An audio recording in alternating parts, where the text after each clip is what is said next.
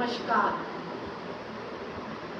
आप लोगों को पिछले वीडियो में मैंने अंतर्राष्ट्रीय संबंध, उसके अर्थ और उसके महत्व को समझाया था। आज हम अंतर्राष्ट्रीय संबंध की प्रकृति और उसके क्षेत्र के बारे में चर्चा करेंगे। जैसा कि आपको विदित है, अंतर्राष्ट्रीय संबंध का जो अभिप्राय मैंने समझाया वो यही था कि राज्य के आपसी संबंधों का विवेचन है। तो आपने ये ज़रूर उसमें आपको पता चला है कि अंतर्राष्ट्रीय शब्द जो है एक बहुत ही व्यापक शब्दावली है, जिसके अंतर्गत हम राज्य के आपसी संबंधों का विवेचन करते हैं। और राज्य के जो आपसी संबंध है उनमें हम विशेष तौर से आर्थिक, राजनीतिक, व्यापारिक, ऐतिहासिक, सांस्कृतिक, कानूनी, शैक्षणिक आदि सभी संबंधों का विवेचन इसमें किया जाता है। तो इसकी प्रकृति के संबंध में हालांकि अभी इतनी कुछ निश्चितता नहीं है इस विषय के बारे में। जैसा कि मैंने आपको पहले भी बताया कि अभी यह विषय एक स्वतंत्र ज्ञान शाखा के रूप में स्थापित नहीं हुआ है, इसलिए इस विषय के बारे में अभी इसकी प्रकृति के बारे में कुछ भी कहना हमारे लिए निश्चित नहीं है। लेकिन फिर भी 3 बातें आपको इस संबंध में मैं कहना चाहूँगी इसकी प्रकृति के बारे में, कि इस विषय का सबसे पहले अभ्युदय राजनीति, विज्ञान और इतिहास जैसे विषयों से, अनुशासन से हुआ है और अब आज भी एक ये संगठित अनुशासन का रूप नहीं ले पाया है। दूसरा, इस विषय में अभी तक कोई भी स्पष्ट सैद्धांतिक ढांचा इसका उभर कर नहीं आया है, इसलिए इसके अध्ययन में एक जो निश्चित वैज्ञानिक अवधारणा होनी चाहिए उसका हम अभाव पाते हैं।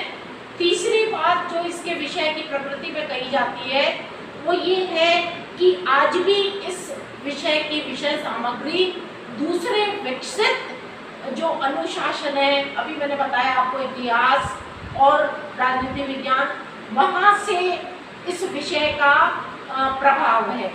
तो इस प्रकार इस विषय की प्रकृति के बारे में आपको इतना ही समझना है कि अभी ये अनिश्चितता के दौर में है। और थोड़ा सा क्विंसी राइट ने ये इतना ज़रूर कहा कि इस विषय की जो सामग्री है वो बहुत बिखरी हुई है, उसको संकलित किया जा सकता है। और इस विषय की जो प्रकृति है इसके बारे में ये कहा जा सकता है कि इतिहास भी है, दर्शन भी है, राजनीतिक भी है और कला भी है। तो इसकी प्रकृति के बारे में इतना ही शॉर्ट में आपको समझना है कि अभी ये अनिश्चितता की स्थिति है। तो ये हुई प्रकृति की बात। अब हम करते हैं इस विषय का अंतर्राष्ट्रीय संबंध का विषय क्षेत्र, यानी scope of the international relations. ये क्या है? विषय क्षेत्र का मतलब आपको मैंने बताया हुआ है कि हम इस विषय में क्या क्या सम्मिलित करें। हालांकि आपको बताया है कि इस विषय के बारे में ये हमें जानकारी है कि अभी ये एक नया विषय है और नया होने के कारण इसका जो क्षेत्र है, इसका जो दायरा है अभी निश्चित नहीं है।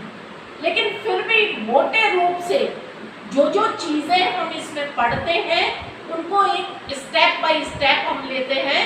सर्वप्रथम हम मोटे तौर से अंतर्राष्ट्रीय संबंध में जो इसका प्रमुख पात्र है राज्य, उसका अध्ययन हम करते हैं।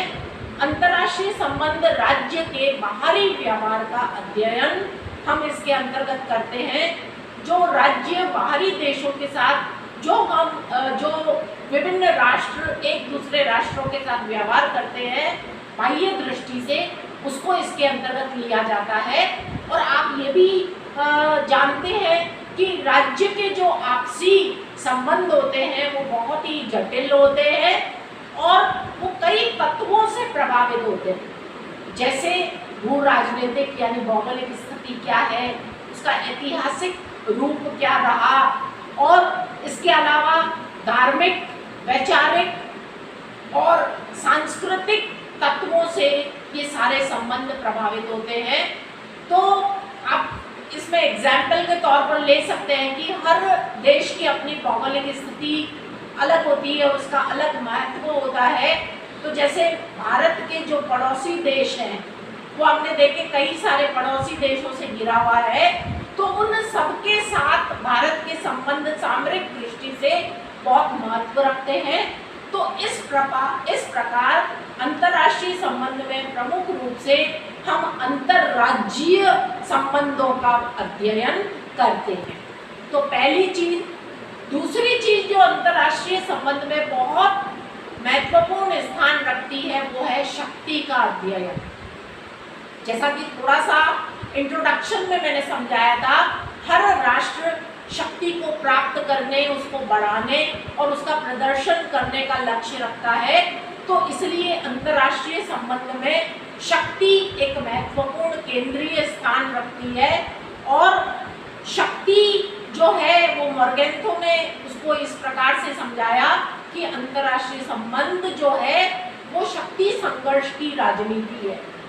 प्रत्येक राष्ट्र शक्ति को पाने के लिए प्रयत्नशील रहता है और विदेश नीति की रचना में, उसके निर्माण में शक्ति की निर्णायक भूमिका होती है। तो इसलिए शक्ति को बहुत महत्वपूर्ण स्थान अंतर्राष्ट्रीय संबंध में दिया जाता है, उसका अध्ययन हम करते हैं। और तीसरी चीज जो बहुत इम्पोर्टेंट है, अंतर्राष्ट्रीय राजनीतिक संस्थाओं और संगठनों का अध्ययन। आपको ये मालूम है अंतर्राष्ट्रीय संबंध जो विषय है वो अंतर्राष्ट्रीय समस्याओं को समाधान करने में उसका जो उद्देश्य है वो बहुत महत्वपूर्ण माना जाता है। तो अंतर्राष्ट्रीय समस्याओं के समाधान के लिए राष्ट्र जो है द्विपक्षीय या बहुपक्षीय संबंध कायम करता है। बहुपक्षीय, आजकल द्विपक्षीय के बजाय बहुपक्षीय संबंधों पर जोर दिया जाने लगा है, क्योंकि हर राष्ट्र अकेला जीवित नहीं रह सकता, उसको अन्य राष्ट्रों से सहयोग हर क्षेत्र में लेना होता है। तो आजकल उसके जो संबंध है वो बहुपक्षीय बनते जा रहे हैं। बहुपक्षीय में जो सहयोग विभिन्न राष्ट्र जो क्षेत्र इस्तेमाल करते हैं वो है आर्थिक क्षेत्र, जो ये अपने सैनिक, तकनीकी, सांस्कृतिक, पर्यटन, इस प्रकार से सारे ही ये जो क्षेत्र है उन क्षेत्रों में सहयोग की वृद्धि करना चाहते हैं हर राष्ट्र।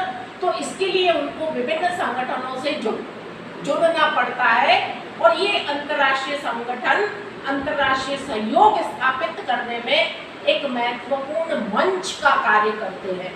तो आपने देखा है यूएनओ एक बहुत बड़ा अंतर्राष्ट्रीय संगठन है, लेकिन आज अब अनेक प्रकार के सहयोग में वृद्धि करने के लिए कई प्रकार के अन्य प्रादेशिक संगठनों का भी निर्माण किया जा रहा है, जिसमें आपके किताब में कई एग्जाम्पल दे रखे हैं कि जैसे आर्थिक दृष्टि से आर्थिक सहयोग स्थापित करने के लिए यूरोपियन साझा बाजार है, आपका विश्व बैंक है, विश्व व्यापार संगठन है, और जो G8, G15 आप ये सुनते हैं उनका भी निर्माण किया जाता है।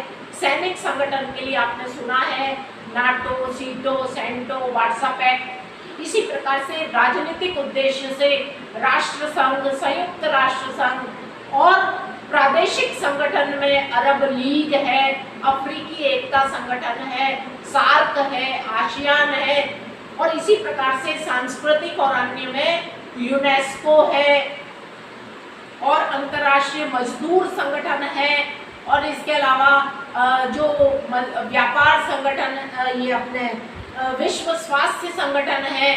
तो इस प्रकार से विभिन्न उद्देश्यों को प्राप्त करने के लिए जो अंतर्राष्ट्रीय सहयोग स्थापित किया जाता है उसका माध्यम ये अंतर्राष्ट्रीय संगठन होते हैं, उनको अध्ययन करना इस विषय में बहुत जरूरी है।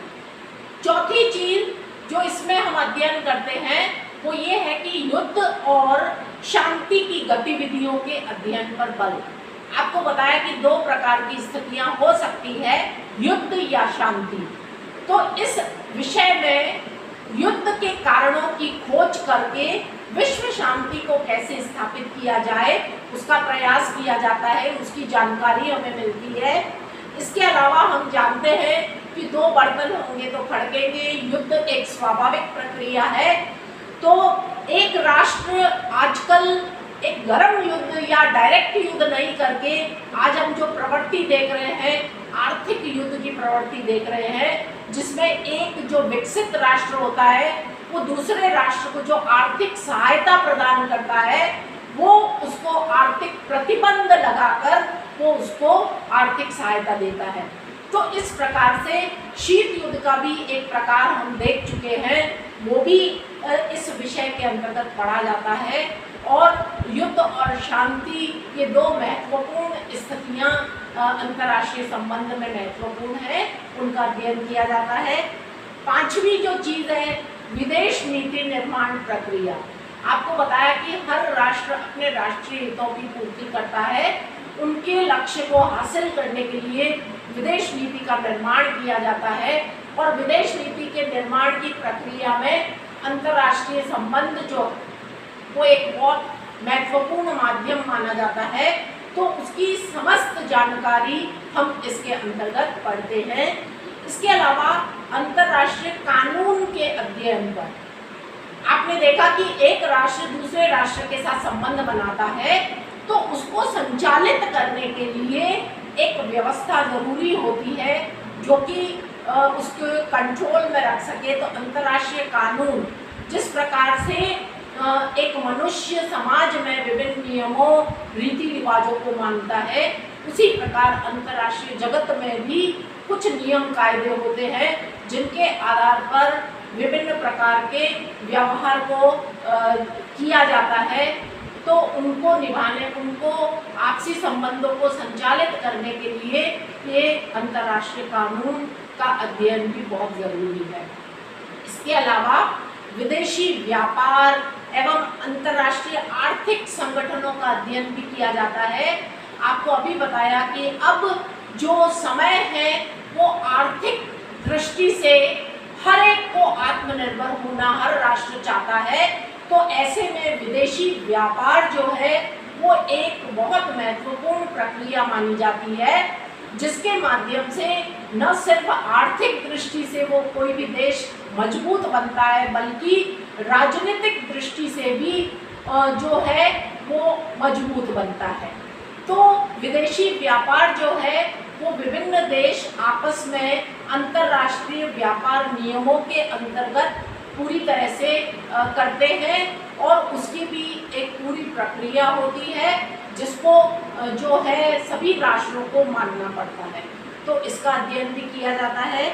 और अंतिम रूप से सैनिक संगठनों और राजनीतिक गुटों का अध्ययन। अभी आपको बताया कि राजनीतिक दृष्टि से कई समस्याओं के समाधान के लिए विभिन्न प्रकार के जो संगठन बनाए गए थे, जैसे गुटनिरपेक्ष नीति जो चालू हुई थी, इसके अलावा अरब लीग है, अफ्रीकी एकता संगठन है, साम्यवादी गुट है, इसके अलावा जो G8 है, G15 है। तो इन प्रकार के ये जो विभिन्न राजनीतिक गुट है ये आपस में एक दूसरे देश को सहायता प्रदान करने के लिए एक दूसरे के साथ मिलजुल करके कार्य करके अपने अपने उद्देश्यों की पूर्ति करते हैं। तो यदि इन्हीं राजनीतिक गुटों में जो विभिन्न देश होते हैं, इसके सदस्य देश, वो यदि अपनी सैनिक संधि किसी के माध्यम से कर लेते हैं तो वो सैनिक गुट कहलाते हैं। और जैसे आपने देखा है नाटो, सीटो, सेंटो, वार्सा पैक्ट, तो इस प्रकार के सैनिक सहयोग आपस में ये स्थापित करते हैं और उनका भी अध्ययन जो है वो राजनीति विज्ञान के अंतर्राष्ट्रीय संबंध को पढ़ने वाले स्टूडेंट्स के लिए बहुत इंटरेस्टिंग ये विषय है। और इस विषय क्षेत्र की जानकारी जो है वो संक्षिप्त में आपको इस प्रकार से बतानी है। धन्यवाद।